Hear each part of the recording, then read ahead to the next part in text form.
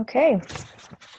All right. Thank you, everybody, for joining us for tonight's virtual CTE discussion, Speak Like TED, Preparing Students for Public Speaking in Competitive Events. FBLA, HOSA, DECA, FCCLA, Skills USA, FFA, TSA, or Ed Rising. Each CTSO requires different skill sets, but one common denominator between all CTSOs is that public speaking and presentation skills count and may be the deal breaker between going home with a certificate or heading to the next level national competitions. This panel will provide advisors and teacher leaders with the tools needed to equip students to succeed and advance, and an opportunity to hear from students who've used this training to take their public speaking to the next level. Tonight's discussion will be led by Rachel Mann and students Lennon Audrain and Moesha Crawford. Okay. We're going to jump ahead into a panel with Rachel and Lennon, and Moesha will be joining us later. Lennon, can you tell us a little bit about yourself? Yes, so first off, it's great to be here with the CTE community. My name is Lennon Audrain. I'm a current senior in high school. I'm the state president of Educators Rising Arizona. So if you are unfamiliar with Ed Rising, we're the evolution of Future Educators Association. I just finished my associate's degree in education. I'm running for national office, so public speaking is something I need to start focusing myself on more. And I'm on here tonight because Rachel has helped me with public speaking and even helped me win a national competition. So I'm happy to join you guys and offer my insight and my stories regarding public speaking. Awesome. Thank you, Lennon.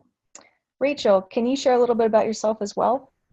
Yes, and first of all, Lennon, you totally won that competition all by yourself. I just provided you with some resources, but you did an amazing job. I'm Rachel Mann. I am the managing director for Teach Like TED, and the hashtag is silent.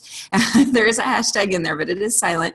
And I currently work with teachers, school leaders, district leaders, and with students to teach how to incorporate the skills of an effective TED Talk into effective public speaking and for presentation literacy. Prior to my current role, I was the FCCLA advisor for many years as a culinary arts teacher. I was also the Ed Rising state director.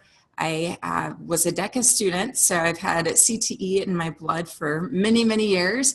And I've also had the opportunity to judge for various CTSOs and get some insights into what judges are looking for. And that's why we're here today, because public speaking plays a huge role in success in many of the competitive events. Fantastic. Well, thank you both again for being here tonight. We've all heard the statistic that most people's #1 fear is public speaking. What advice do you have for advisors to share with students on overcoming this fear? And Lennon, if you want to start.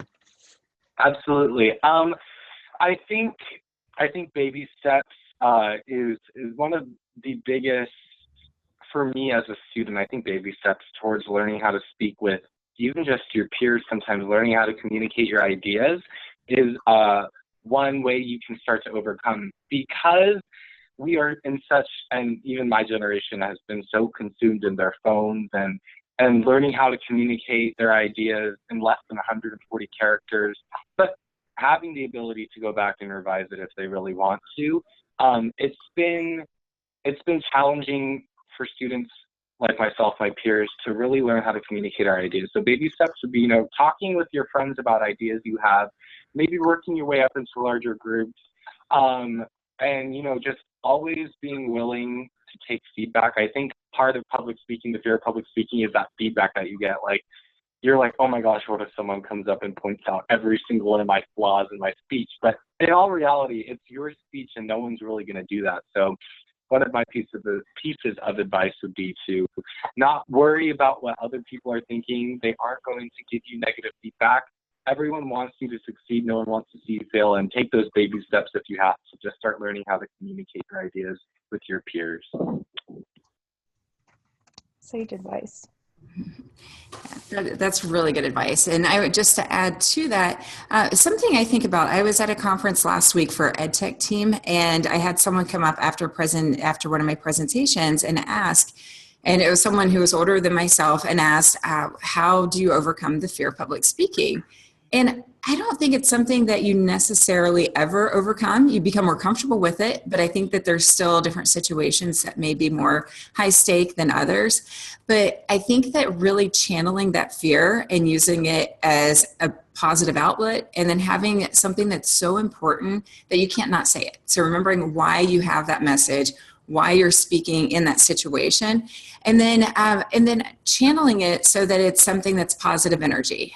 When I think about Tony Robbins and hearing about how he prepares for the stage, here he is speaking in front of audiences of thousands of people, and he talks about how he still gets nervous, but he'll be in behind the stage doing jumping jacks, doing all these crazy movements, but really just kind of psyching himself out with all that with all the energy and using it in a positive way.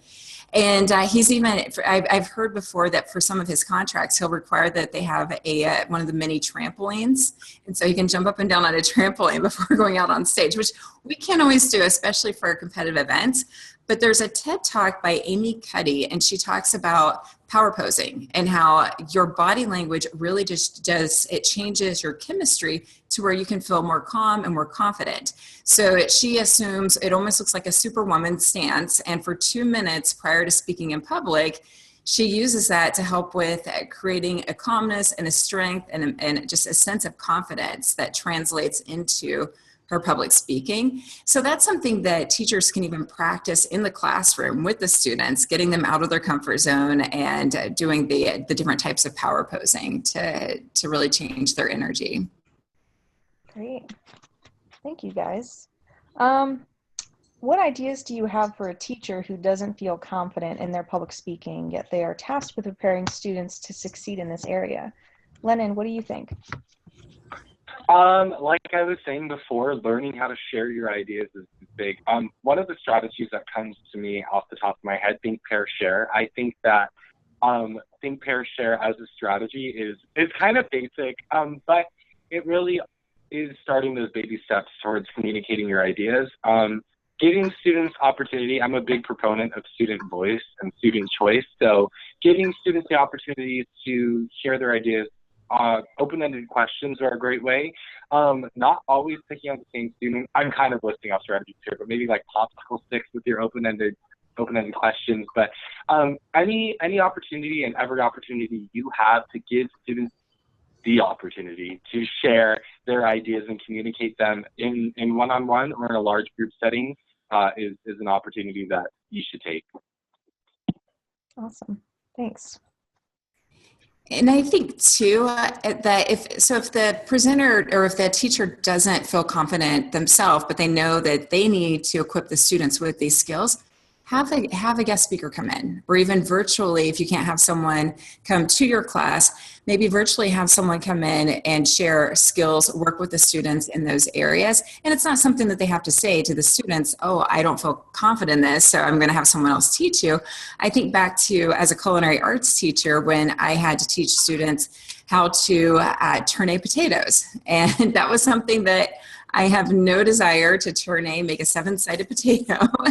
And so I had a chef work with the students, teach them how to tourne potatoes. I showed them video clips. I demonstrated the hand motion for it, but I never took the time to sit down and learn the skill myself. And I remember a student pointing out to me, like years later, asking me, oh, hey, show the student how to tourne potatoes.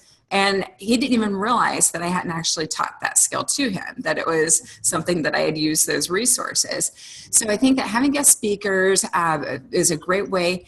And then having students watch YouTube videos of presenters who've mastered certain areas of public speaking, whether it's their body language, their pacing, their tone of voice, but then have the students look for those specifics as they're watching the videos, have them watch for pausing or the tone.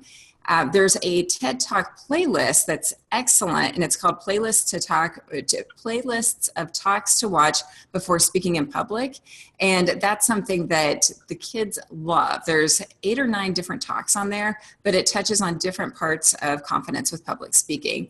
And I'm working on a blog post right now that I'll have all of the resources that we share tonight, and I'll send you a link to that so you can pass that on to the folks who missed the call or watching the recording, or the folks who are with us today. Perfect. Awesome. Thanks, Rachel.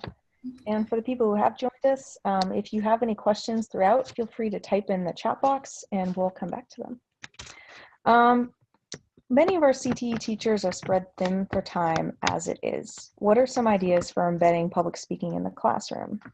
Lennon, do you have any ideas? I think that, did we just go over this? Is this the question we just asked, or am I totally lost on?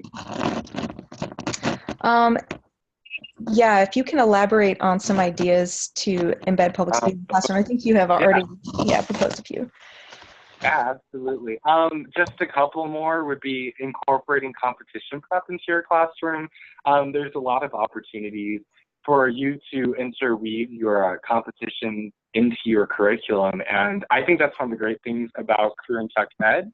So it's just an opportunity really for students, and one of the bigger, I think the bigger picture ideas is, or the bigger key ideas is that it's harder to talk in front of people that you know than it is to talk in front of people that you don't, in my personal experience. And so really honing in on those skills or honing in on those fears of speaking in front of your peers and figuring out how to navigate that makes speaking in front of judges or other stakeholders much easier. Awesome, thank you.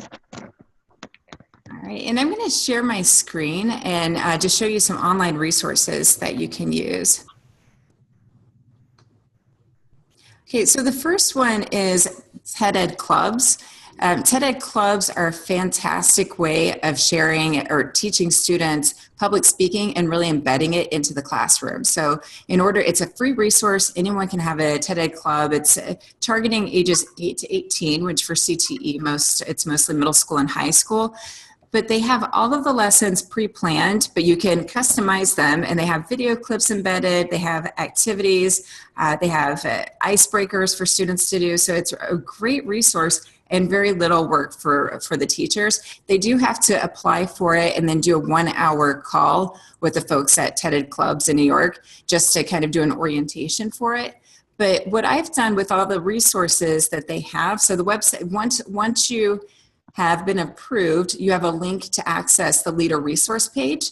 But I found that it's easier for me to organize those resources into a Google Drive folder and then give students access. So I have a folder embedded in the folder where students are able to upload their bios, their pics, their media release form.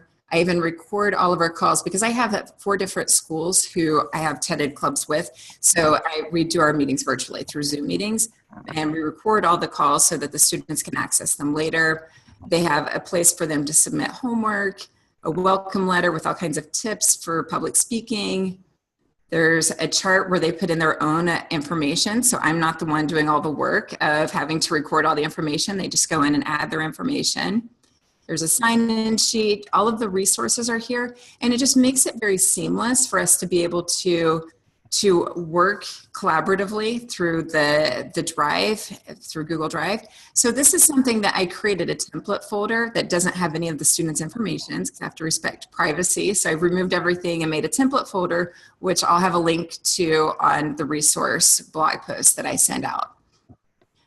Another great one is Flipgrid. So students get used to seeing themselves on video and just doing this. This one's great for elevator pitches. So they're able to go in, create a 1-minute to 3-minute video clip of themselves. And just to show you one that we're working on right now for Voices of Youth, which is the TED Ed Club event that's coming up. I created this page, and then the students click on the link. And we've only had one. They have until tomorrow to submit trailers for their upcoming talks. So here we have Jocelyn doing her 1-minute spill, and other students can go in. Hold on 1 second. Other students can go in, listen to her 1-minute talk, then they can give her feedback. They can add a reply and just say, I'm excited to hear your talk, or I love the way that you smile while you're talking, or different advice like that. It's a free resource. You can upgrade to a paid version of it if you want to use it more frequently. But this is just 45 minutes. I want you guys just to hear Jocelyn talk about her upcoming talk on social impact. and my talk is entitled, Why Can't I Have a Kidney? So I was lying to you just a little bit, but now that I have your attention, I would like to tell you about this woman. Her name, I don't want to disclose, but she lived in San Francisco, California, and her kidney dialysis was costing her around $80,000 a year when a transplant is available for $100,000 and minus the cost of immunosuppressants afterwards, but she cannot receive one. Why? Because she is undocumented like the 11.4 billion people, and I think this is a very inhumane thing to limit to just citizens. So something needs to be done. So I'm really excited to talk to you more on the day of the event, and I hope to see you there. Thank you. So that's Jocelyn's trailer for her full-length talk, just to get everyone excited about it. But it really takes students out of their comfort zone, and I think that students really enjoy it because it's almost, you could set it up like a confession booth. You could have an iPad set up and, you know, a whole area where kids could go in and do their recordings. And I think that's just a lot of fun, and it's an easy resource for educators to use in the classroom. All right. And then another online resource for getting students used to not only speaking, but collaborating on a global level, Mystery Skype. Students connect with students across the country. They have to ask questions to try to figure out where that other classroom is. So I think back to being a culinary arts teacher, that would be so cool to have them base all the questions around food and agriculture, to use that as a way to learn about food in other countries, but trying to guess where they're from based on those pieces. But they don't even realize they're practicing their public speaking, but they are. They're getting outside of their comfort zone, speaking to other people in a different format. I have a friend in Lake Havasu who she uses TED Ed lessons at the beginning of every class. They're short lessons. She uses it as her bell work.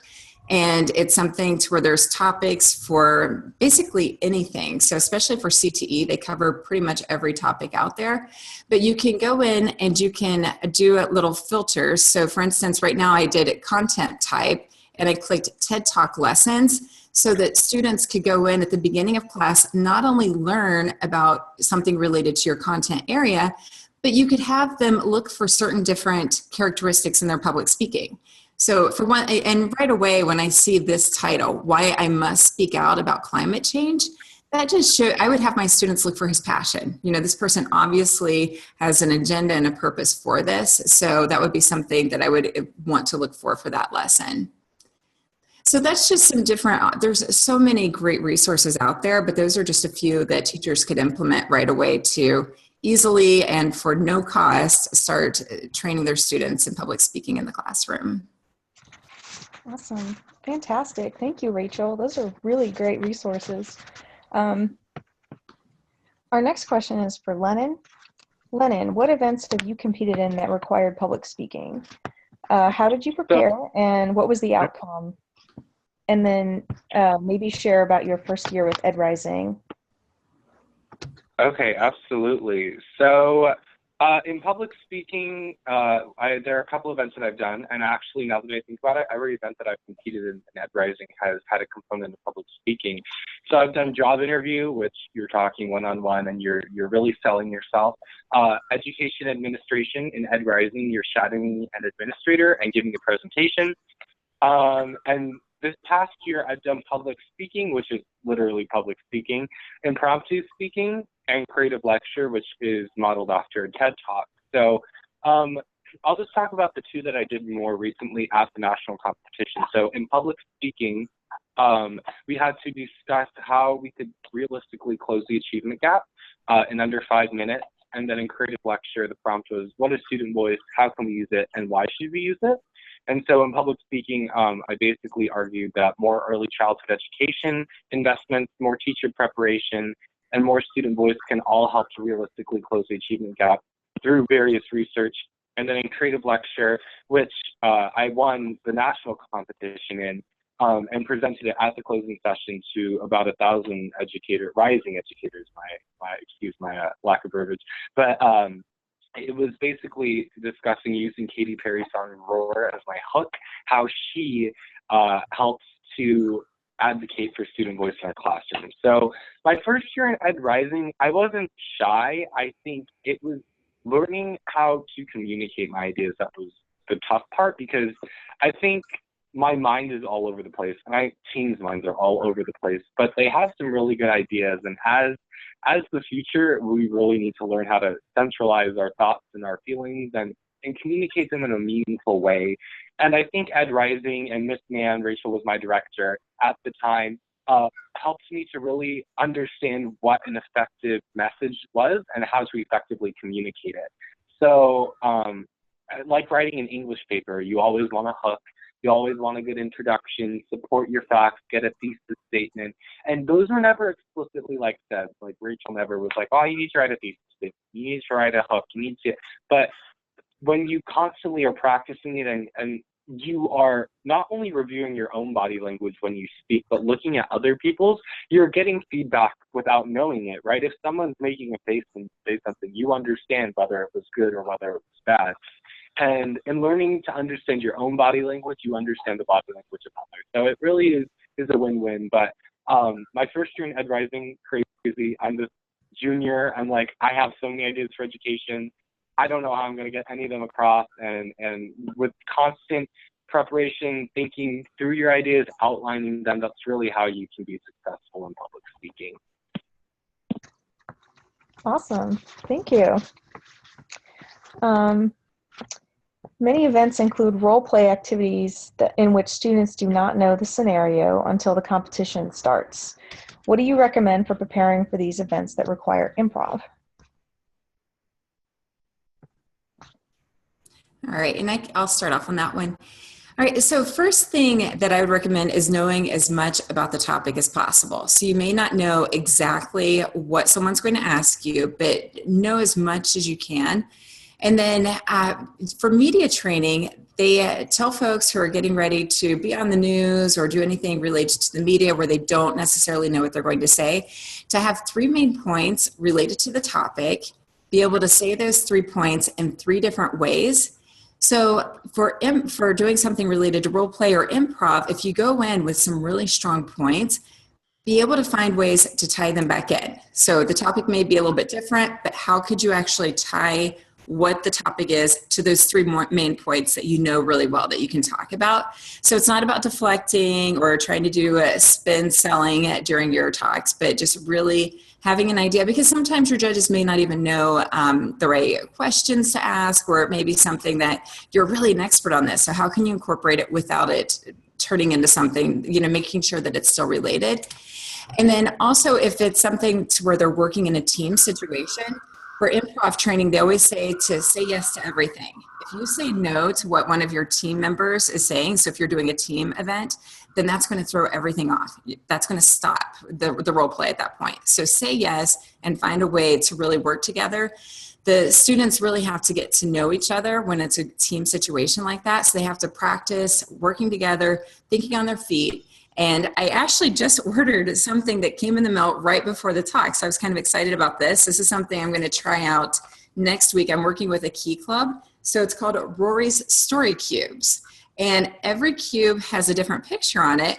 So my thought is having the students look at those pictures and say, choosing 3, and then they have to find a way to incorporate those images into what they're talking about. So for instance, I don't know if you can see these or not through the camera, but the top pictures are, there's an amoeba, mountains, and an elephant. So if my topic were advocacy, I would start my talk and mention how it doesn't matter if you are a proponent for amoeba being the cure to cancer, or if you're trying to advocate for every mountain. As someone who's a hiker, everyone who's hiking mountains should have to wear some type of a safety feature in order to be safe. Or if you're advocating for saving the elephants, advocacy is important. So just, and that's just off the top of my head, but that's what they have to be able to do, is think off the top of their head.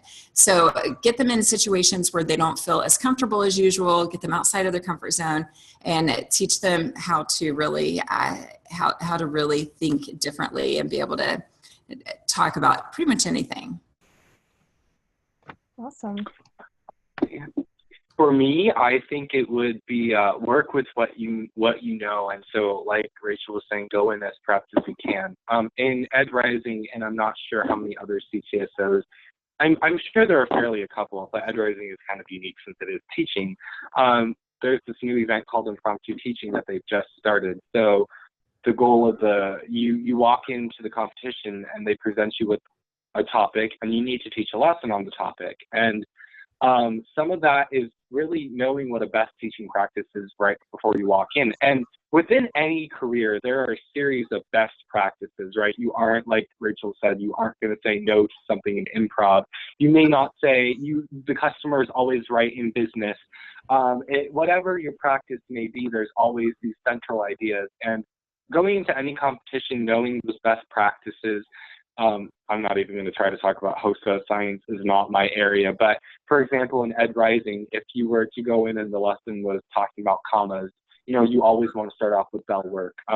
You want to develop an activity that is engaging for all types of learners, and you want to close it out somehow and assess them. And understanding what makes a good practice within whatever career you're in is not only a good competition skill, but a good life skill. And in impromptu speaking, especially, I think it was important for me to really think what makes a good speech, and what in my topic, which at State, it was what do 21st century students need to be prepared with, what do I want the speaker to walk away with? And in any situation for role playing, it should be that you understand the best practices within the field. Great advice. Thank you all. Let's see. How often should students practice their public speaking skills? Lennon, what's your advice? All the time, all day, every day. So any opportunity, and I've said it a million times, it's not something that you're like, well, from 6 o'clock to 7, I'm going to go and practice public speaking. It's not piano. It's not something that you are only doing some of the time. We're speaking to people all the time, and that's every time you talk to someone is the time you can improve something. I know personally, for public speaking, which is a positive and a negative, I'm a very, like, my face can tell you everything about what I'm saying. Like, if I don't agree with you, I'm like, and so that's an opportunity for me to practice not rolling my eyes at something I don't agree with, or over expressing myself, whatever it may be. Every opportunity you have, talking with your friends, learning how to be a good listener. A lot of, and I know this is kind of weird, but a lot of public speaking is listening. Knowing your audience is a big part of it. So you aren't going to want to say something to one person who you know it's not going to go over well with the other. So understanding your audience, talking with your audience. If your audience is one person or 1,000, meeting before you go to speak, meeting one-on-one, whatever it may be, take every opportunity to improve yourself.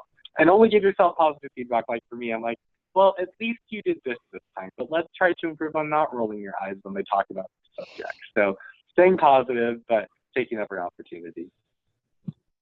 Awesome. Rachel, do you have anything to add to that? That was excellent. I just want to reiterate that practicing all the time is so key. I love what Lennon's talking about with looking for opportunities to practice even practicing your story. So if a student is working on developing a talk, have them practice their story at dinner time or when they're out with friends, when they're during class, seeing how people react to those stories to find out if it's something that's a good piece to incorporate when they're actually developing a talk. But then too, really still using those skills to think on their feet, just looking for every opportunity. This doesn't mean that I'm advocating to talking to strangers, but if you're in a safe situation and there's a chance to talk to someone and that you don't know, that's huge with helping them get outside of their comfort zone, because the judges are people that they don't know. So they have to get used to interacting and practicing with different people, not just the same folks all the time. Great. Awesome. What's the best advice that you have received for public speaking? Lennon. For me, I think it's, wow, the best advice. Oh man, that's difficult. I think understanding that no one's going to you're not going to walk off stage and someone's not going to be listing all your flaws. Like, if they are, then that's a personal discussion they need to have with themselves. But like understanding that people are there to listen to your ideas, and they wouldn't be there if they didn't think that you had something good to say. So I think that would be my best piece of advice, is they're there because you have something to say, and so respect their time, respect yours, make it the best you possibly can.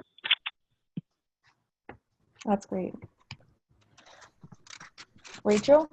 Okay, so for me, I would say that it's thinking through all the worst case possible scenarios. What could possibly go wrong, and then prepare for it. For instance, when I was at National Policy Seminar a couple of weeks ago, I had received the script the day before of what I would be saying at the closing ceremony. And I had to go through and think what could go wrong, what's something that I would need to prepare for. So at one piece, I'm introducing two people in the audience and asking them to stand up. Well, we're in the middle of a snowstorm. So I had to think, if they're not there in the audience, how do I handle that? But just thinking through those, it makes you more comfortable when you're in the middle of the situation. So I will actually have students sit down a couple of weeks before an event, or as we get closer to an event, and think through every worst case possible scenarios, which is funny too, because sometimes they'll come up with ridiculous ones like, the building's on fire, which, I mean, that could happen, but what if I fall? That always comes up. And that has happened. I mean, that's something that could possibly happen. So we talk about just owning it, getting back up. You can either use some light humor, but also thinking about the shoes that you're going to wear and what the stage is like, so that you're actually prepared, so that most likely won't happen. But just by thinking it through, you feel so much more confident on the stage and speaking in any type of situation. Technology mishaps happen all the time, and it doesn't matter how good you are with technology. There are things that are outside of your control. We were in Nebraska. Lennon was doing a lunchtime keynote in Nebraska, and there was, all throughout the day, there were some different hiccups, some glitches. But if you know how to handle it and you're prepared for it, like Lennon, he did an amazing job, like working through some tech issues that was outside of his control. But because he was at ease and well prepared, he was able to handle it without it being something that distracted from the audience. Yeah, everyone loved it, probably didn't notice it. He's probably the one that noticed it more than anyone because he's in the middle of it, but just did a great job with it.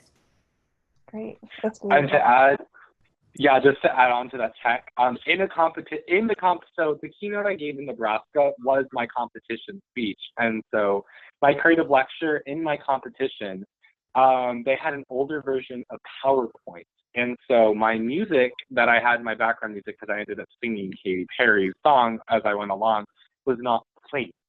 So when I got to my first slide and I'm waiting for it to play, I'm just like, what am I going to do? Like, I'm just thinking, and I hadn't thought through all the worst possible. I was like, oh, Ed Rising, best tech, it's Boston University. They'll have good tech. Well, they didn't, apparently. Not to just Boston University, if they ever wanted to give me scholarships or anything. But anyway, they definitely one of the learning experience.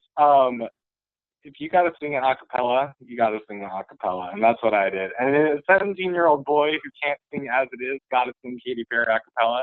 You just got to go with the flow and make the best of the situation. So there's nothing, and no one's going to come up to you, like I said before, no one's going to come up and go, your tech wasn't working, you sucked. Like, no one's going to tell you that. They're going to be like, oh my gosh, I can't believe you just went up there and sang Katy Perry a cappella. What are you doing with your life? So it's something that people are going to congratulate you for if there's a tech issue. That's fantastic. I bet nobody is going to forget that talk. And that's pretty good advice too, because if you make people think through the worst case scenarios, it's usually not as bad as maybe the worst thing that they're fearing, right? Like the end of the world. So great advice. Our next question, what is the worst advice that you've received? And I think you might have touched on this a little bit before, but go ahead. Wing it. Don't. No, you need to go unprepared. I think a lot of, even in high school now, this is like, oh, I'm just gonna wing it. I'm like, you're gonna wing a presentation on a book that you didn't read. Please, no, you aren't going to wing it. You're going to fail. And it's not promoting a culture of failure. It's just go unprepared. Like, you cannot wing your competitions. You can't wing. Being prepared is so much better than winging it anyway. You're more confident. Those jitters go lessen. I guess they don't go totally away, but don't wing it. Just don't wing it. Great. How about you, Rachel? All right, so the worst advice that I've ever received, and I tried this, was to drink a Red Bull before you speak in public because it's supposed to give you more clarity. Terrible advice. I mean, if going back to the whole thing with nerves during public speaking, that's just going to exasperate it because now you have the jitters on top of it. So definitely do not drink a Red Bull before you speak. But it's interesting, some of the advice that people give, and they think that it's really good advice, like telling you to pretend like everyone in the audience is naked. Terrible advice. How are you focusing on your message and really connecting with people in the audience when you're imagining that no one has clothes on or that it's a room full of bears or clowns? And it's all well-intended advice, but it's just not the best advice. Another one that you hear is to look at the top of someone's head. Now, if you are in a smaller public speaking session, like something you would be doing for a competitive event, usually you're pretty close. Someone is going to know if you're looking at their forehead right above their eyes, they're going to pick up on that and they're going to be like, what is in my head? Right. Yeah, I've definitely heard that one. Imagine they're all bears in the audience. It's weird advice. Do you have any resources that you would recommend to CTSO advisors and teacher leaders?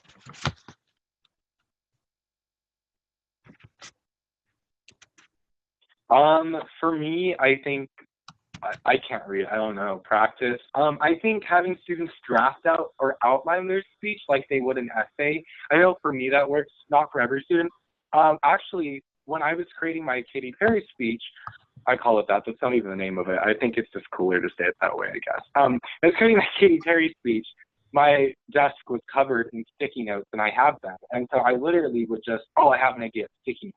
I think it's parking lot. So you just sticky note your ideas, and you're like, well, that would sound better going after this, or that would sound better coming before this. And it's easier than outlining, and you're writing it. So psychology has shown, writing your notes is great, helping you remember them as you go. It's helping you to really think through and process your ideas as you're writing it. It's not just typing where you can hit the backspace key and it all goes away. It's really good for organizing your ideas, for processing them, and helping you to remember them at the end of the day. Great.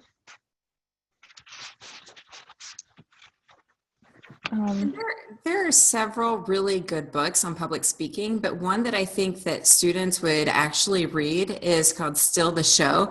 It's by Michael Port. It's easy to read and it has excellent tips that really apply to pretty much any public speaking scenario. He talks about professional dress, how people make assumptions immediately based upon what you're wearing, but gives just excellent advice for any possible scenario, but it's a quick read and an easy read.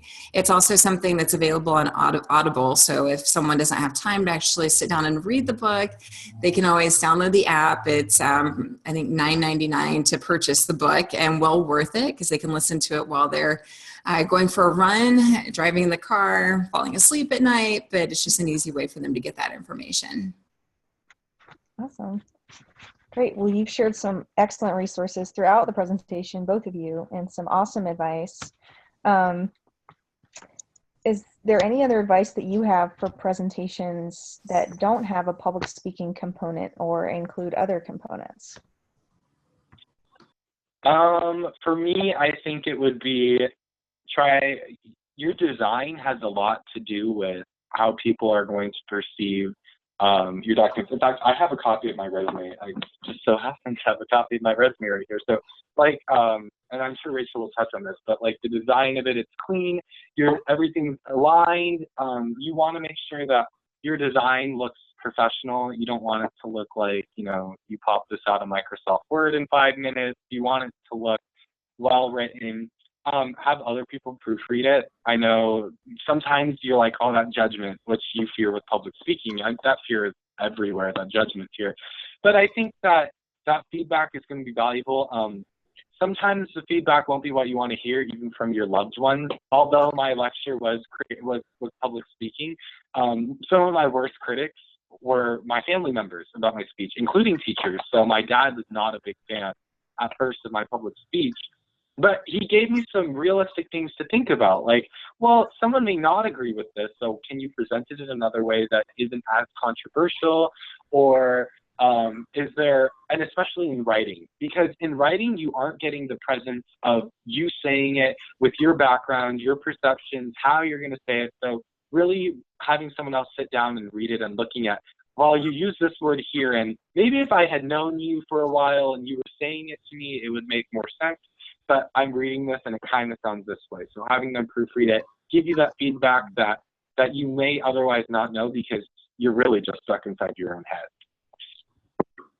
Great.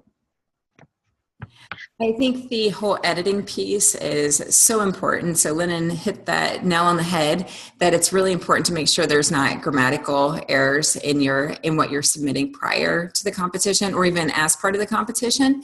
And then also thinking about your email address. So most CTSOs do require that you turn in that resume. Think about having a professional email address. So it's easy, it's free. You can have a zillion email accounts. So why would you put the one that has Hot Mama as your username? Or even if you're including your social media, like your handles on anything, make sure it's professional or just leave it out, because that really does. I've been on scholarship committees, and as soon as I see something like that on the application, I don't even look at it right away. I just put that to the bottom of the pile and come back to that one later. Because I'm like, you haven't paid a lot of attention to detail. So paying attention to detail, I think what Lennon said as far as not winging it applies to both your written and your verbal preparation. That's just very important to think through those things. Great. Well, thank you so much. That's the end of our panel discussion. Do you have anything else you'd like to add? Any final tips for our viewers? I mean, I have far and few experience with, I guess not far experience, and I have little experience with CTSOs, but from a student's perspective, and I have won a couple competitions. If any of your students need to reach out or would like to reach out to me, my email address is my name and at Lennon Audrain. You can find me on social media, I'm sure. I'd be more than happy to help your students out if they ever needed any help with anything. Practice relentlessly. That's all I have. Great. Thank you, Lennon. And Kate, thank you so much for having us tonight. I will send a link to some resources that you're more than welcome to share out with folks, or if folks want to reach out to me, they can contact me and I can send it to them in an email, but some things that may help them as they are looking for ways to incorporate public speaking and presentation literacy into their very busy schedules. So thank you very much. Well, thank you both so much for taking the time to be with us on tonight's virtual CT discussion.